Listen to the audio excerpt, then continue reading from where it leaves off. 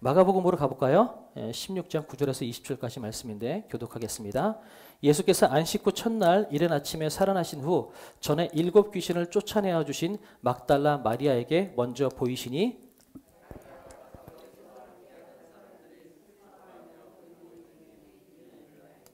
그들은 예수께서 살아나셨다는 것과 마리아에게 보이셨다는 것을 듣고도 믿지 아니하니라.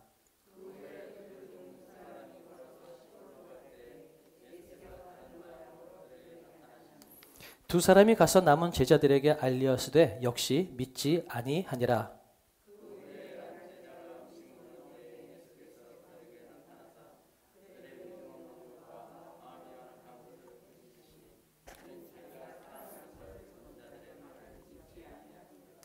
또 이르시되 너희는 온 천하에 다니며 만민에게 복음을 전파하라.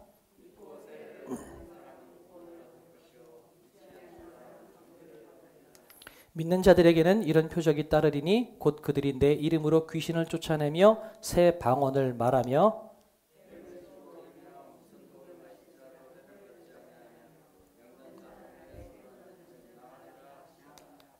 주 예수께서 말씀을 마치신 후에 하늘로 올려지사 하나님 우편에 앉으시니라. 제자들이 나가 두루 전파할세 주께서 함께 역사하사 그 따르는 표적으로 말씀을 확실히 증언하시니라. 아멘.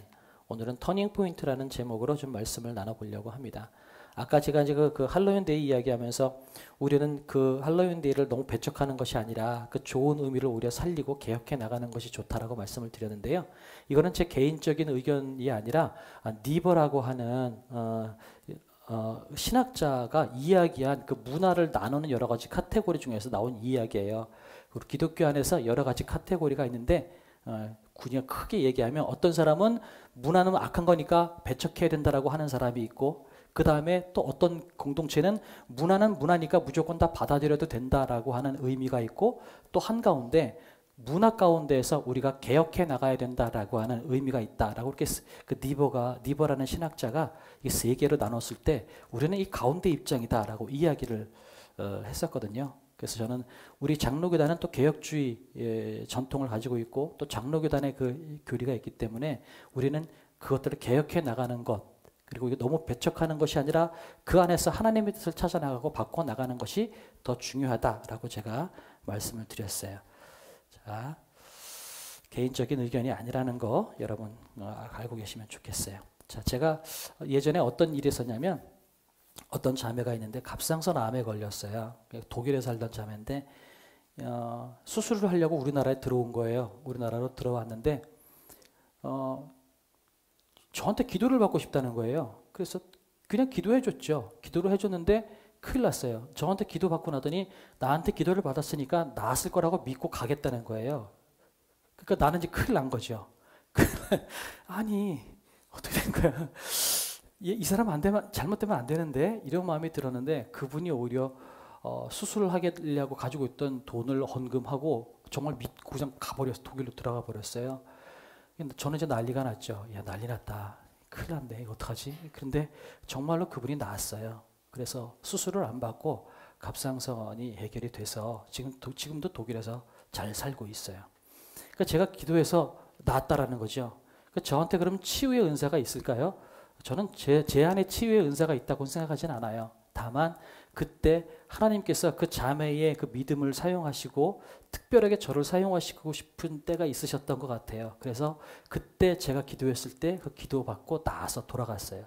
그렇게 돌아간 케이스가 한 두세 건이 있어요. 한 두세 번 정도 그런 일이 있었는데 제가 계속 기도했던 것 중에 그런 거 있어요. 하나님 좀 저한테 치유의 은사가 있었으면 좋겠습니다. 막 기적이 퍽퍽 일어나면 정말 좋겠습니다. 제가 기도할 때마다 기도가 다 응답되고 병든 자들 제가 다 안수하면 다 낫고 그러면 교회 얼마나 부흥할까요? 얼마나 또 예수님 믿겠다고 사람들이 벌떼처럼 몰려들을까요? 그런 기도를 제가 했던 적이 있었어요. 근데 안 그렇더라고요. 안 생기더라고요. 왜 그럴까? 여러분 혹시 그런 생각 해본 적 있으세요? 야, 내가 기도하는 족족 다 응답되면 진짜 우리 가족들 금방 예수 믿을 텐데. 그죠? 내가 기도하는 대로 응답 다 돼버리면 막 교회가 막 난리가 날 텐데. 옛날 교회가 1세대, 우리나라의 1세대 때 교회가 참 많이 그랬던 것 같아요. 우리 교회 안에 정말 기도하면 역사들이 막 일어나고요. 막 회개가 일어나고 놀라운 일들이 일어났다라는 거죠. 1907년에 평양 대부흥이 일어나고 우리나라 안에 그 부흥의 역사가 일어났을 때 막 폭발적으로 교회가 많아지고 부흥하기 시작했을 때 많은 곳곳에서 이렇게 회개하는 일들이 일어나고요. 그렇게 또 기도하면 또 기도의 역사가 일어나고요. 병든 자가 낫고 막 그런 일들이 정말로 많이 일어났었어요. 기억하실지 모르지만 우리 어르신들 예전에, 지금은 굉장히 현대적이었지만 예전에 오설리 기도원 가보면 정말 환자들이 많이 있었잖아요. 뒷부분에는 환자들이 쫙 질비하게 누워 계셨던 기억이 나요. 그분들이 막 집회 때만 되면 앞으로 나가서 안수기도 조금이라도 받으려고 하고, 그리고 또 정말로 기도받고 난 사람들이 그렇게 많았던 거예요. 그런 거 보면서 야, 우리나라 지금도 그랬으면 정말 좋겠다. 근데 지금은 이상하게 그런 기적이 우리나라 교회 안에 잘 생기질 않아요. 물론 일상적으로 우리 살아가는 것 모든 삶이 다 기적입니다. 그렇게 얘기하면 그것도 기적이에요. 그런데 그거 말고 우리가 알고 있는 그런 거, 병자가 일어나고 막 갑자기 그런 놀라운 역사가 일어나는 그런 기적, 그런 기적은 사실 요즘에 잘 안 일어나는 것 같아요. 왜 그럴까? 여러분, 그 이유에 대해서 궁금증을 가지면서 오늘 본문으로 들어가 보려고 합니다. 오늘 많은 학자들이 이야기할 때요, 오늘 읽은 여러분의 본문은 마가복음 16장 9절서부터 20절까지는 원래 이 기자인 마가가 쓴 것이 아닐 거다라고 생각을 해요. 원래 마가가 쓴 본문은 8절에서 마무리됐을 거라고 많은 학자들이 이야기하는 것이 정설입니다. 그걸 알 수 있는 게 있어요. 여러분 성경책을 한번 유심히 살펴보세요. 마가복음 16장 9절서부터 20절까지 가만히 보면 본문 앞뒤에 꺾음 가루가 있어요. 이렇게 가루 표시가 되어 있을 거예요. 자, 제가 오늘 읽었던 본문 가운데에도 가만히 보시면 네, 이렇게 꺾음이 되어 있거든요. 이게 20절까지 되어 있어요. 여러분 본문에도 그렇게 되어 있을 거예요.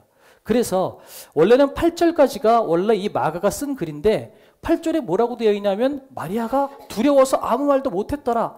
예수님께서 부활하셔서 나타나셨는데 두려워서 아무 말도 못했더라라는 말에서 끝이 나요. 그러니까 열린 결말이 되어버린 거예요. 그러니까 열린 결말이 되었다는 것은 좋은 의미로 따지면 결말이 열려 있으니까 이제 그 이후에는 당신의 삶으로 마무리 지으십시오 라는 의미가 들어가 있기는 한데, 근데 문제는 그 당시에 이 공동체가 이 결말이 열려 있는 것에 대해서 마음이 불편했던 것 같아요. 그래서 안 되겠다라고 해서 그 후대에 다른 공동체 사람들이 마태복음이나 또 요한복음이나 누가복음이나 다른 그 복음서에 있는 내용들을 가지고 몇 개를 차용을 해서 이것을 집어 넣었을 것이다 라고 추측을 하고 있는 거예요. 그래서 이렇게 표시가 추가로 첨언되어 있다라고 해서 표시가 되어 있는데, 그러면 왜 오늘 본문을 보면 이제 이 본문만 가지고는 무슨 의미인지 이해가 잘 안 되는 부분들이 있어요. 그럴 때는 우리는 뭘 봐야 돼요? 다른 복음서를 오늘 본문은 찾아보면 오늘 본문이 무슨 의미를 가지고 있는지 우리가 볼 수 있어요. 자, 오늘 본문 보니까, 자, 또 본문 다시 한번 가볼게요. 자, 12절에 보면 이렇게 되어 있어요. 그 후에 그들 중 두 사람이 걸어서 시골로 갈 때에 예수께서 다른 모양으로 그들에게 나타나시니, 이렇게 되어 있어요. 그럼 두 가지 질문이 생깁니다. 두 사람은 누구고 시골은 어디냐는 거죠. 이것을 보려면 여러분 그 성경책 옆에 보면 조그맣게 각주가 붙어 있지 않나요? 혹시 보이세요? 네, 뭐라고 되어 있어요? 네, 맞아요. 아, 조기현 집사님, 아까는 저를 지적하시더니 오늘 정말 정답을 시원시원하게 말씀해 주셨어요. 누가복음을 가보면 이 두 사람이 뭐고 시골이 뭔지를 알 수 있다라는 이야기를 붙인 거예요. 누가복음으로 가보면 이렇게 되어 있어요. 그날에 그들 중 둘이 예루살렘에서 25里되는 엠마오라는 마을로 가면서, 그러니까 시골은 엠마오예요. 그리고 두 사람이 누군지 나오지 않았지만 25里, 그러니까 우리나라 거리로 따지면 한 11km 정도가 되는 거리를 걸어서 엠마오로 가고 있는 거죠. 지도상으로 보면 이렇게 되어 있어요. 예루살렘은 여기고요, 엠마오는 여기예요. 그러니까 여기 한 11km 정도 되고 있다는 거죠. 그러니까 지금 예루살렘에서 엠마오로 가고 있어요. 엠마오는 지금으로 보면 약간 온천 도시라고 해요. 막 온천이 난다라고 이야기를 하죠. 근데 가면서 이 사람들이 뭐라고 이야기하냐면 15절에 그들이 서로 이야기하며 문의할 때에 예수께서 가까이 이르러 그들과 동행하시나, 그들이 서로 이야기하는데 답을 둘 다 못 내고 문의만 하고 있어요. 무슨 얘기를 하고 있을까요? 두 사람이. 문의하고 있다는 얘기는 서로 질문하고 있다는 얘기거든요. 그러니까 답을 못 내고 있다는 얘기예요.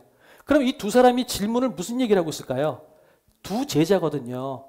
그럼 그 두 제자들은 무슨 얘기했을까? 야, 예수가 메시아라고 하더니 죽었어. 아, 근데 부활했다네? 근데 보이진 않아. 우리 어떻게 살지? 우리 메시아라는 분이 죽었으니 이제 우리는 뭐 먹고 살지? 우리는 괜찮을까? 이런 여러 가지 정말 많은 질문들을 했을 것 같아요. 우리는 어떤 질문을 했을지 모르지만 중요한 것은 아마 그들이 스승이라고 따르고 있었던 메시아 예수께서 죽으셨고 또한 부활하셨다는 소식을 들었기 때문에 이것 가지고 우리가 어떻게 처신해야 될지에 대한 질문을 아마 하고 있었을 것 같아요.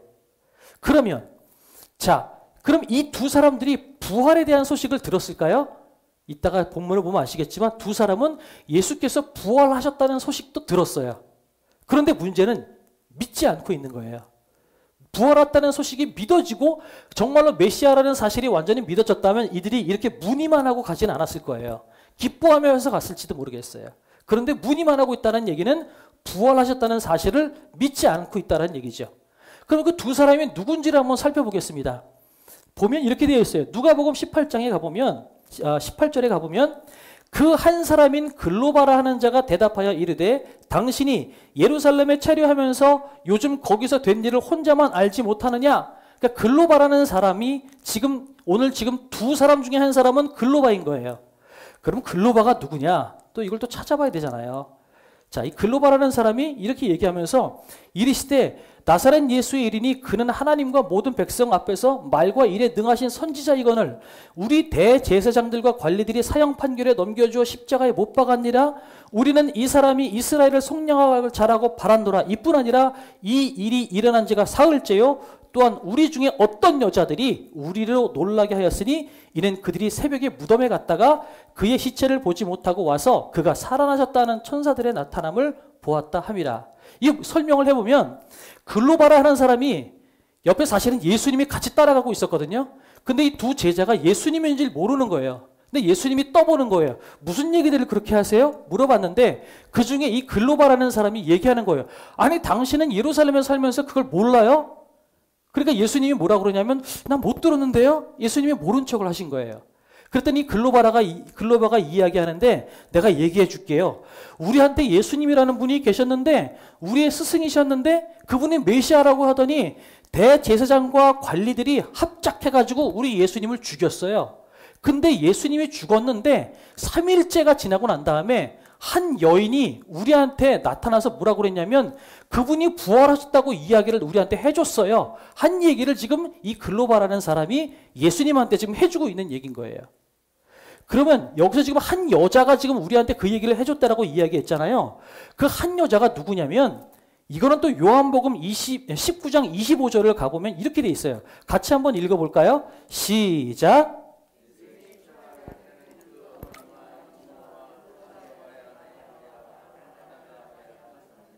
자, 여기서 글로바의 아내가 누군지 나와요. 그죠?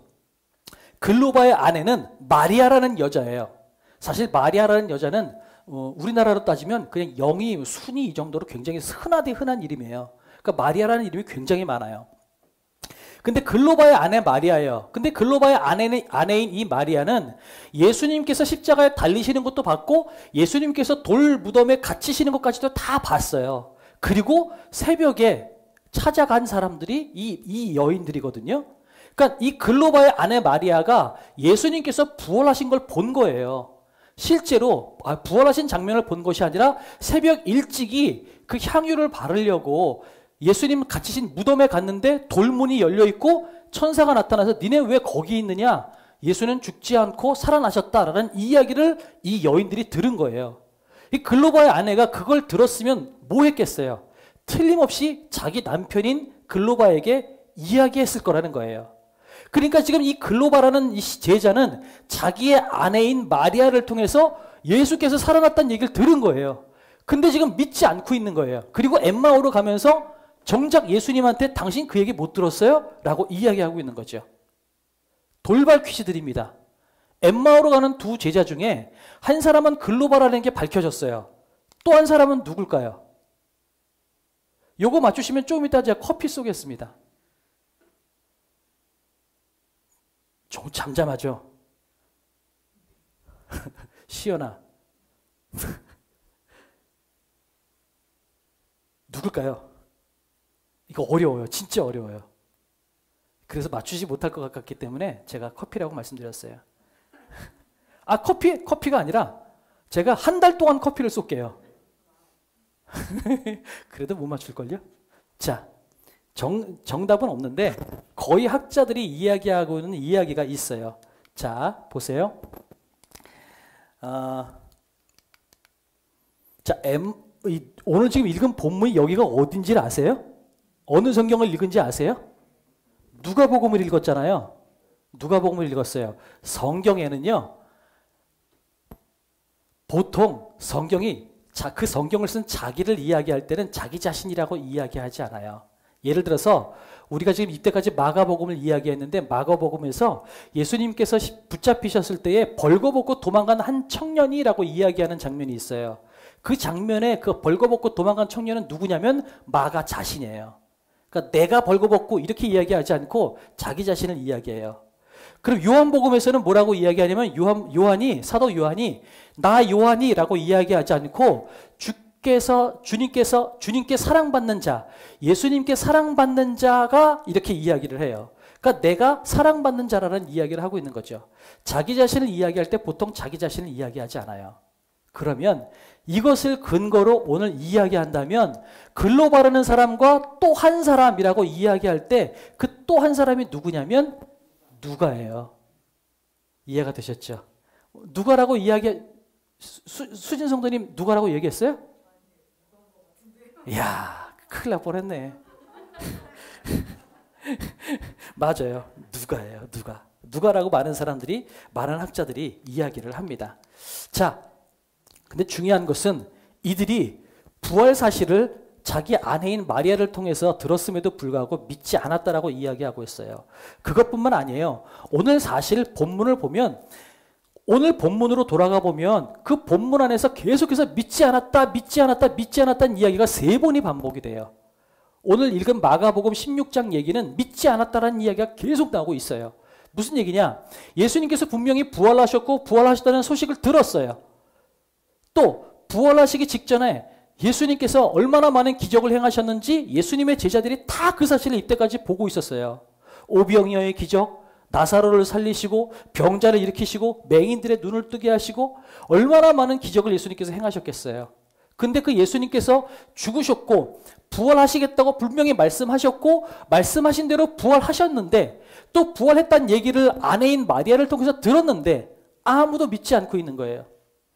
믿지 않고 있고 지금 엠마오로 가고 있는 거예요. 그런데 이들이 믿게 되는 사건이 생겨요. 그 다음에 이 이야기 했을 때에 예수님께서 눈이 가리워져서 그인 줄 알지 못했어요. 예수님이 자기들과 같이 가고 있다는 사실을 모르고 있는 거예요. 근데 예수님께서 그 다음에 뭐라고 이야기하냐면 야, 이 미련한 아이들아, 왜 선지자들이 말한 그 모든 것들을 너희들이 안 믿니? 라고 이야기하면서 예수님께서 성경의 모든 이야기를 풀어주십니다. 이에 모세와 모든 선지자의 글로 시작하여 모든 성경에 쓴 바 자기에 관한 것을 자세히 설명하느니라. 성경의 말씀을 예수님께서 풀어서 설명해 주시는 거예요. 설명해 주셨더니 설명하다 보니까 엠마오까지 다 와버렸네? 다 와버리니까 이 두 제자들이 뭐라고 이야기하냐면 예수님인지 모르니까 선생님 조금만 더 계십시오. 우리 같이 저녁 먹읍시다. 가지 마시고 그냥 헤어지지 말고 우리랑 같이 저녁 먹읍시다 라고 이야기하고 머물러 계십시오 라고 이야기하고 같이 저녁을 먹어요. 근데 저녁을 먹으면서 예수님께서 떡을 떼고 잔을 나눕니다. 다시 말해서 6월절 성만찬의 그 모습을 예수님께서 재현을 하세요. 그때 떡을 떼시는 그 모습을 딱 보고 나서 이 제자들의 눈이 확 떠져요. 예수님이네? 그동안 모르고 있었는데 예수님이라는 게 깨달아진 거예요. 그러고 나서 그때 비로소 예수님이네? 그리고 쳐다봤더니 예수님이 없어졌어요.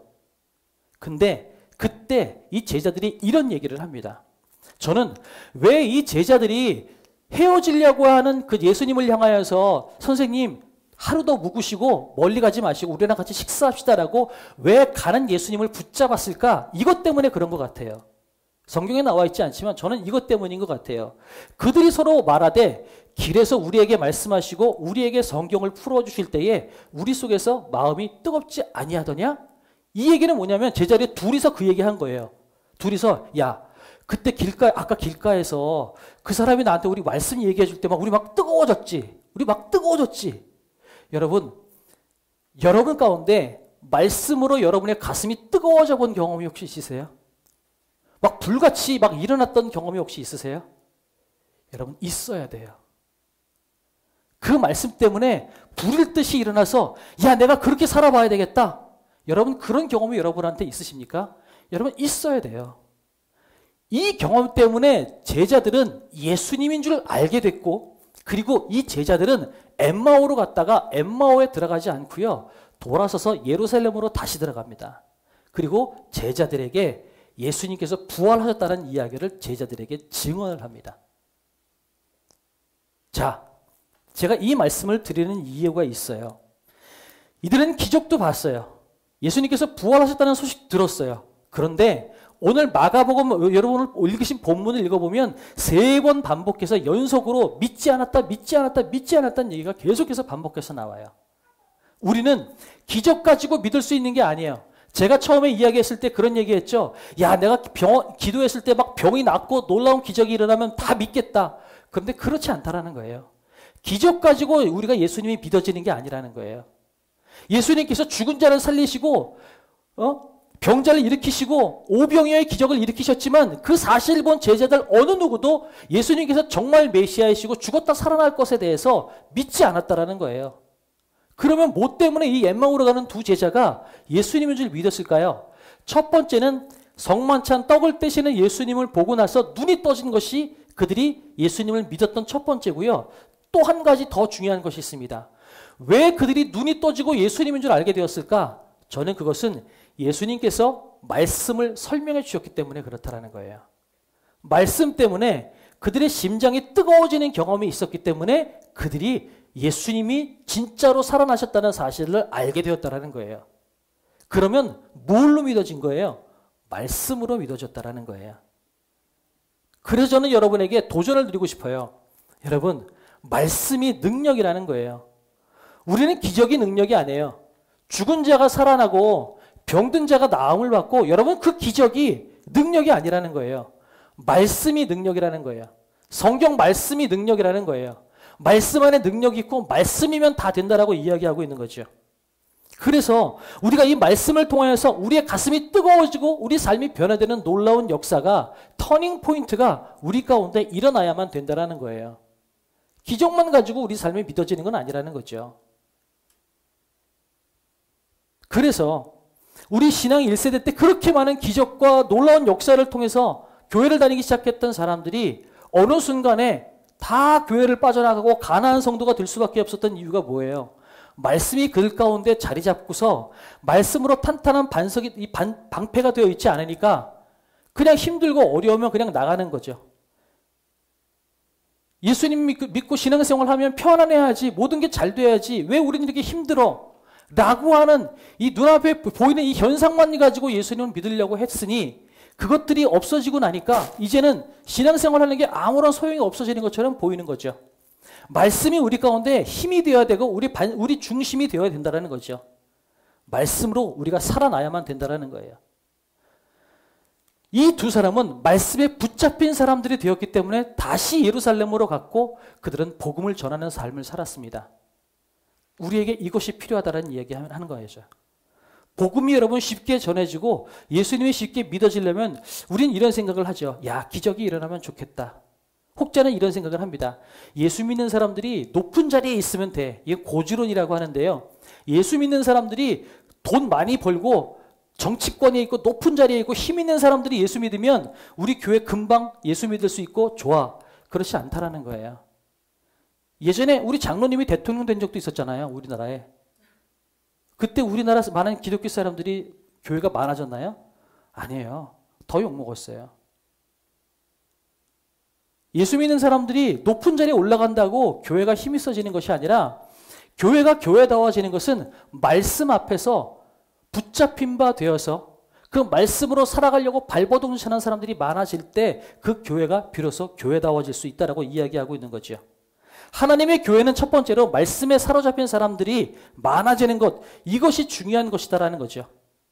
그런데 여러분, 이 말씀은 때로는 이 복음과 구원의 문제는 우리의 정신으로는, 우리의 이성으로는 이해가 안 될 때가 많아요. 어떻게 죽은 자가 살아난다는 게 이해가 되겠어요? 무리를 걷는다는 게 어떻게 믿어지고 이해가 되겠어요? 이해 안 되는 게 너무 많아요.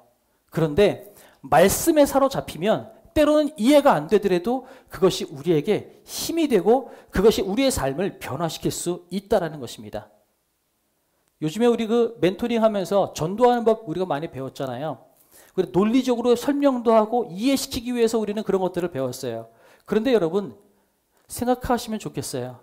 여러분, 논리로 구원의 문제를 이해시킬 수 없어요. 여러분이 알 수 있는 만큼만 설명하되 결국 그들의 삶을 변화시킨 것은 말씀이 그들을 사로잡아서 그들의 삶이 변화되는 거지, 여러분의 논리력이나 여러분의 말빨 가지고 그들을 전도할 수 있고 여러분이 그들을 이해시킬 수 있는 것이 아니라는 것을 여러분이 알았으면 좋겠어요. 그러면 그 이해시키는 노력이 필요 없나요? 아니죠. 우리가 할 수 있는 만큼은 최선을 다해야죠. 주님께서 우리에게 알려주신 것만큼은 우리도 알아야 되고 알려주신 것만큼은 우리가 설명할 준비가 되긴 해야 돼요. 그러나 결국 그 영혼이 터치받고 그 영혼에 불이 들어가는 것은 하나님께서 말씀을 통해서 성령의 역사를 통해서 할 수 있는 것이지 우리가 할 수 있는 것이 아니라는 거죠. 오늘 제자들의 마음이 뜨거워진 것은 그들이 증거가 있었거나 기적을 보았기 때문이 아니에요. 말씀이 풀어졌고 말씀이 설명되어졌기 때문에 이 제자들은 엠마오에서 예루살렘으로 돌아갈 수 있었다는 겁니다. 그런데 정작 그들이 예수님을 봤을 때는 예수님이 사라졌어요. 왜 예수님이 사라졌을까요? 말씀만 남으라는 거예요. 우리는 눈앞에 보이는 어떤 현상을 바라보지만 예수님은 눈앞에 보이는 현상이 아니라 너희 가운데 말씀이 남아서 말씀이 너희 삶을 붙잡고 말씀이 너희 삶을 변화시켜야만 한다는 것을 예수님께서 말씀하시기 위해서 예수님이 사라지셨다는 거죠. 우리 삶에 말씀이 남는 것이 중요한 거예요. 기적이 아니라 말씀이 능력이라는 거죠. 그래서 결국 어떻게 돼요? 오늘 계속해서 믿지 않는 제자들, 믿지 않았다라고 이야기했던 그 제자들이 나중에 어떻게 되나요? 같이 한번 읽어볼까요? 한 목소리로 시작.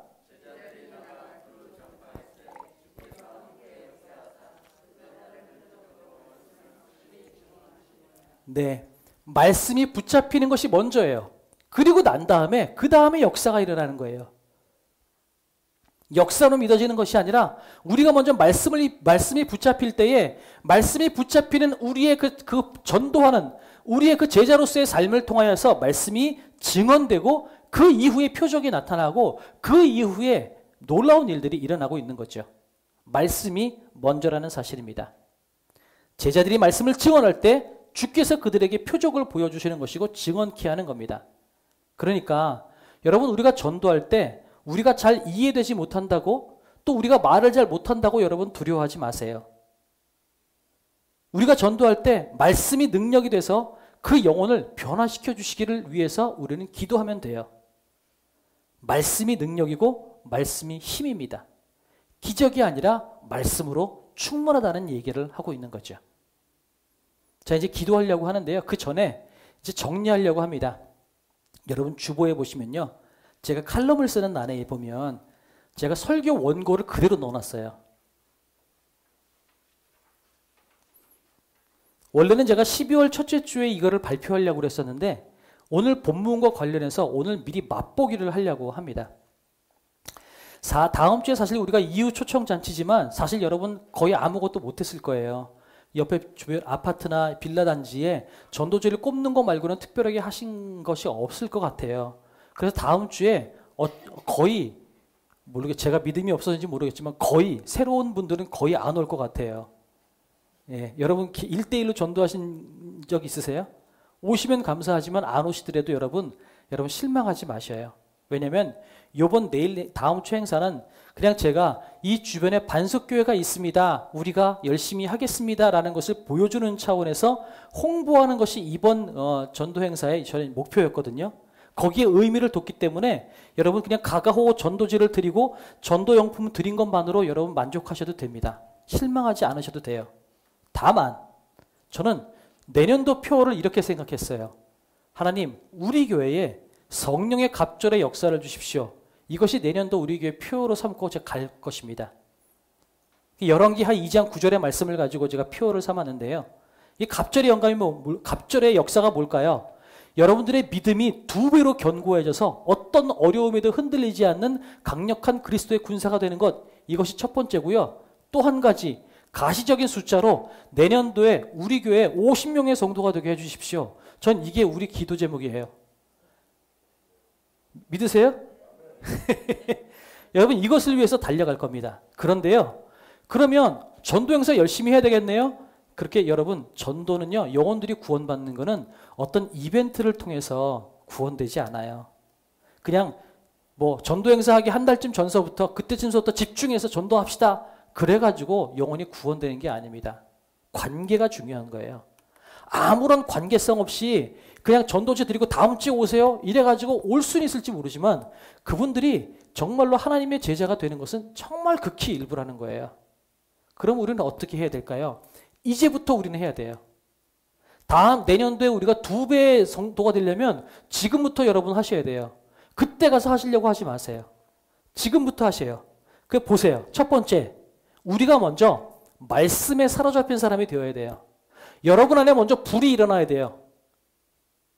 내가 복음을 전하지 않으면 안 되겠구나. 내가 예수님께서 부활했다는 사실을 전하지 않으면 안 되겠구나. 여러분 그런 마음이 일어날 수 있도록 여러분이 말씀을 가까이 하는 삶을 살아야 한다는 거예요. 그래서 제가 자꾸 말씀을 읽으라고 하는 거죠.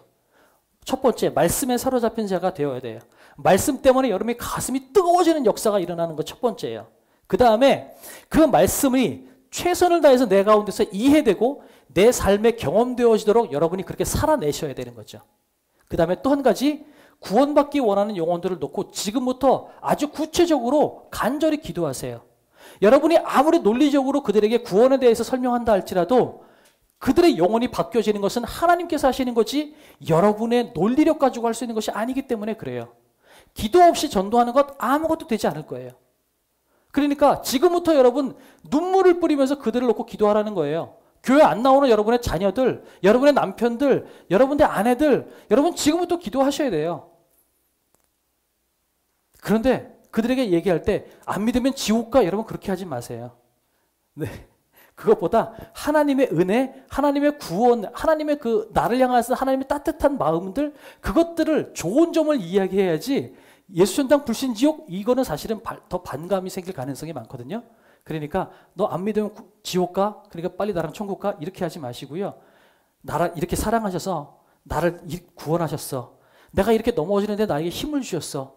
내가 이렇게 외로울 때 나에게 위로해 주셨어. 이렇게 좋은 것들을 이야기하라는 거죠. 그렇게 지금부터 그 영혼들을 놓고 기도하십시오. 복음을 전하는 것은 모든 믿는 자의 마지막 책임이고 사랑하는 자에게 줄 수 있는 가장 좋은 선물이에요. 그리고 그 영혼들을 위해서 기도할 뿐만 아니라 최선을 다해서 그 영혼들을 섬기고 베푸십시오. 그리고 좋은 것들을 지금부터 이야기하세요. 그리고 우리의 삶을 간증하세요. 내 삶에 역사하시는 하나님을 증언하시라는 얘기예요. 예수 천당 불신지옥 그러지 마시고요. 여러분에게 역사하시는 하나님의 그 이야기들을 사소한 것들을 이야기하시라는 거예요. 아주 사소한 거라도. 그래서 하나님께서 얼마나 우리 가운데 세밀하게 역사하시는지를 그들에게 보여주세요.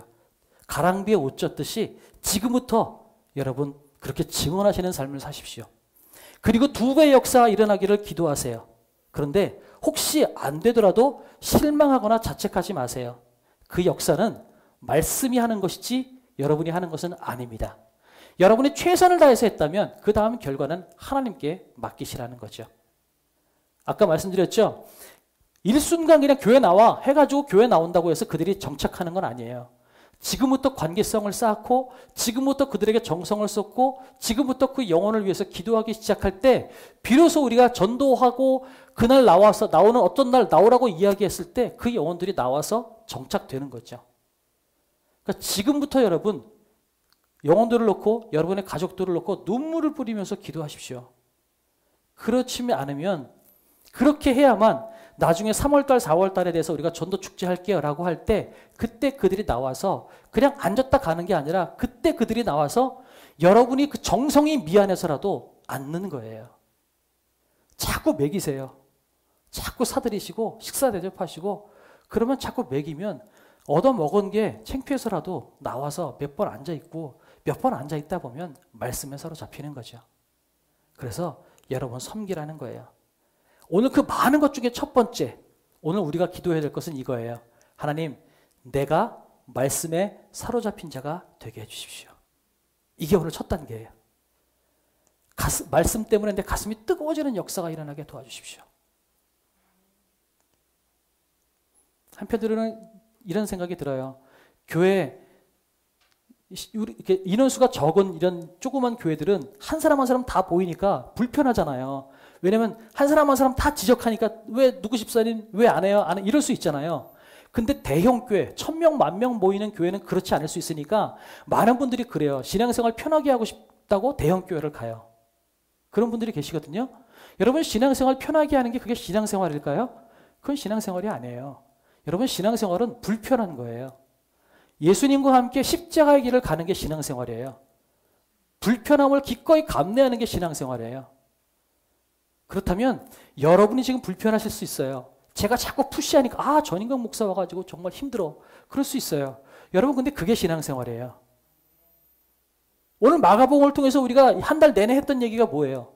너희들 내가 십자가의 길을 갔는데 너희들 내 길을 뒤따라와 이거 아니에요? 내가 눈물을 뿌리면서 피땀 흘리면서 내가 이 길을 올라갔는데 너희들 나를 뒤따라 올라와. 이게 마가복음 얘기 아니에요? 근데 우리가 어떻게 그 높은 길을 뒤따라가지 않고 나는 편안하게 차 끌고선 등산할래요? 이러면서 어떻게 내가 예수님의 제자가 되겠다고 이야기할 수 있겠어요? 그러니까 여러분은 정말 잘 살고 있는 거예요. 천국 가면 여러분 진짜 예수님께서 니네 진짜 고생했다. 진짜 잘했다. 여러분 저는 그렇게 말씀하실 거라고 생각이 들어요. 어디 저 만명 교회 저 구석에 앉아가지고 조용히 예배드리다가 축도 때 제일 먼저 빠져나가는 그런 성도님들이 아니라 제가 하라고 그러면 길을 쓰고 하고 이불은 툴툴거릴 수 있죠. 아우 저 인간 때문에 힘들어 죽겠네. 그럴 수 있어요. 근데 그래도 새벽 기도 하라고 그러면 하고 다니엘 기도에 하라고 그러면 하고 성경 읽으라고 그러면 읽고 여러분 그 길을 걸어가는 게 얼마나 값진 길인지 여러분 천국 가면 알게 되실 거라는 거예요. 오늘 기도합시다. 하나님 내가 말씀에 사로잡힌 자가 되게 해주십시오. 말씀으로 내 삶이 뜨거워지는 경험을 할 수 있도록 하나님 도와주십시오. 잠깐 우리가 그렇게 좀 기도하면 좋겠어요. 우리는 내년도 50명을 놓고 기도할 거예요.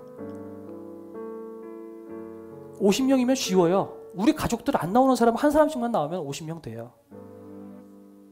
어려운 거 아니에요.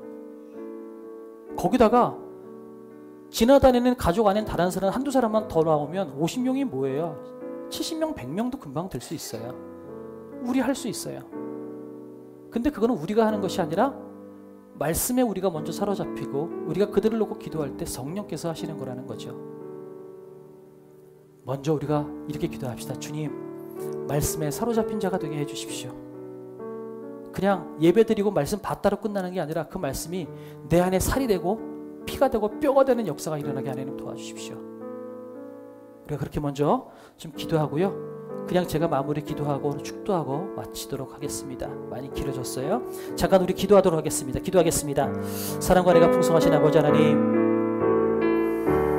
엠마오로 가는 두 제자가 말씀으로 그 가슴이 뜨거워지고 결국 돌아갔던 그 역사를 보면서 하나님 우리도 그렇게 기도합니다. 말씀으로 뜨거워지는 경험할 수 있도록 하나님 도와주십시오. 말씀으로 뜨거워지는